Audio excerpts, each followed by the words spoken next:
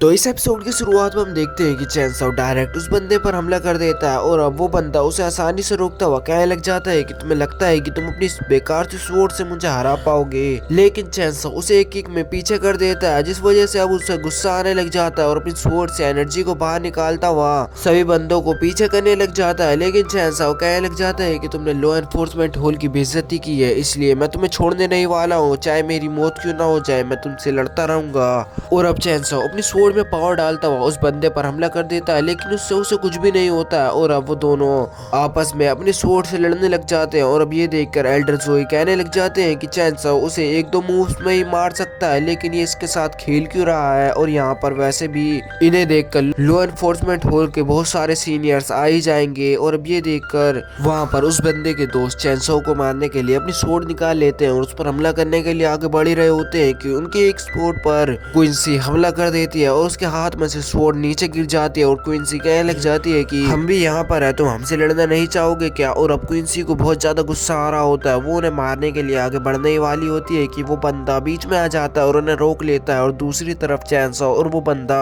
अभी भी लड़ ही रहे होते हैं और अब ऊपर से एक आवाज आती है कि रुक जाओ। और अब ये देखकर वो दोनों पीछे हट जाते हैं और ऊपर देखने लग जाते हैं कि तभी वहाँ पर डीमन स्वॉर्ड सिटी के सीनियर्स आ जाते हैं, जो कि वहाँ की रखवाली कर रहे होते हैं और वो कह रहे होते हैं कि क्या तुम जीना नहीं चाहते हो, तुम यहाँ पर लड़ाई कैसे कर सकते हो। और अब वो बंदा आगे बढ़ता हुआ कहने लग जाता है कि सब सीनियर से मैं बस यही कहना आया हूँ कि मैं यहाँ पर डीमन स्वॉर्ड सिटी में इसलिए आया हूँ कि मैं चैन युन सेन भाई फैमिली से मिल सकूँ। वो एक रिच फैमिली है और इस बंदे ने मेरे ऊपर हमला किया है, मैं तो सिर्फ अपना सेल्फ डिफेंस कर रहा था, इसलिए आपको इस पर हमला करना चाहिए। और वो ये देखकर कहने लग जाते हैं कि क्या तुम फू फैमिली से हो, जिस पर वो हाँ करता है। और अब ये देखकर वो उनसे कहने लग जाता है कि तो तुम यहाँ पर क्यों आए हो। ये देखकर चैनसो कहने लग जाता है कि सीनियर्स हम डैन पेविलियन से आए हैं और हमारे यहाँ पर आने का सिर्फ मकसद यही था कि हम टेलीपोर्टेशन एरा को ले सकें, जिस पर वो हैरान होते हैं और वो कहने लग जाते हैं कि क्या तुम डैन पेविलियन से हो। और अब एल्डर जोई अपने एल्केमिस्ट बैज दिखाते हैं, ये देखकर उस बंदे के सारे दोस्त और वो भी हंसने लग जाते हैं और वो कहने लग जाते हैं कि क्या ये एल्केमिस्ट है। और अब वो सीनियर उस बैच को पढ़ता है तो उसे पता चलता है कि वो एक 6th ग्रेड का एल्केमिस्ट है। ये देखकर वो बंदा बहुत ज्यादा हंसता है और वो कहने लग जाता है कि एक 6th ग्रेड का एल्केमिस्ट यहाँ पर क्या कर रहा है, और वैसे भी तुम जैसे एल्केमिस्ट को तो डैन पेविलियन बिल्कुल भी नहीं ले सकता, ये बिल्कुल झूठ बोल रहा है। और अब ये देखकर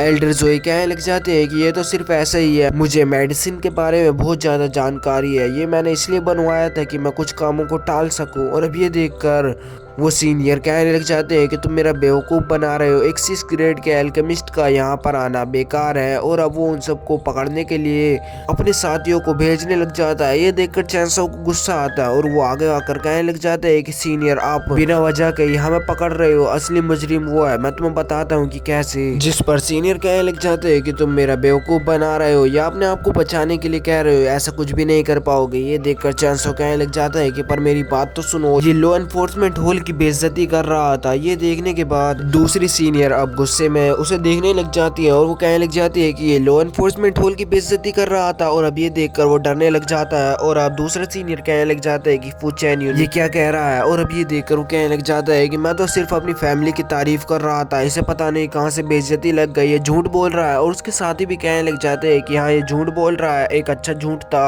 और अब ये देखकर सीनियर चैनसो की तरफ देखने लग जाती है और चैनसो कहने लग जाता है कि मैं तुम्हें पूरा वाकया बता सकता हूँ, हम यहाँ पर आए थे और ये अपने जूनियर्स का बेइज्जती उड़ा रहे थे, हमने इन्हें कुछ भी नहीं कहा, लेकिन जब ये कहने लग गए कि लॉ एनफोर्समेंट होल बेकार में यहाँ पर बंदे खड़े कर रहा है, ये ना सिर्फ बंदों को पकड़ेंगे, उनसे खाने की भीख मांगेंगे, और ये इतना ही कुछ नहीं कह रहा था, ये और भी कहने लग गया था। और अपने एटीट्यूड में आकर वो कहने लग गया था कि लॉ एनफोर्समेंट पैलेस के सामने आने के बाद मुझे कुछ भी फर्क नहीं पड़ता, मैं इन्हें ज्यादा सीरियसली नहीं लेता हूँ और मुझे कुछ फर्क नहीं पड़ा कि ये हमारी बेइज्जती कर रहे थे। लेकिन बात लॉ एनफोर्समेंट होल पर आ गए, इन्हें पता नहीं है कि लॉ एनफोर्समेंट होल के चर्चित वो कॉन्टिनेंट में भी है। और वो एल्डर चैनसो की इस एक्टिंग को देखकर हैरान हो रहे होते हैं और वो कहने लग जाते हैं कि अभी के बंदों में लॉ एनफोर्समेंट होल के लिए बिल्कुल भी इज्जत नहीं है, तो आगे वाली पीढ़ियों के लिए क्या ही होगी। और अब ये देखकर वो कहने लग जाता है कि सीनियर ये सिर्फ बकवास कर रहा है, तुम इसकी बातों पर ध्यान मत देना। तो चैनसो कहने लग जाता है कि क्या ये बकवास थी, अगर तुम्हें यकीन नहीं हो रहा है कि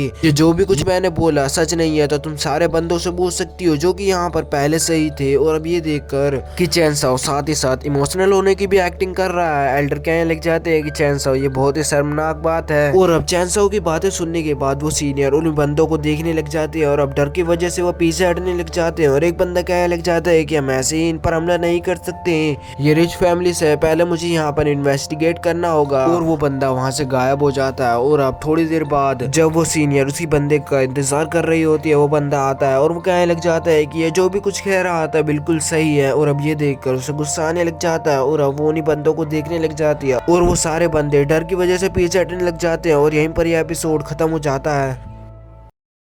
君の虜になってしまう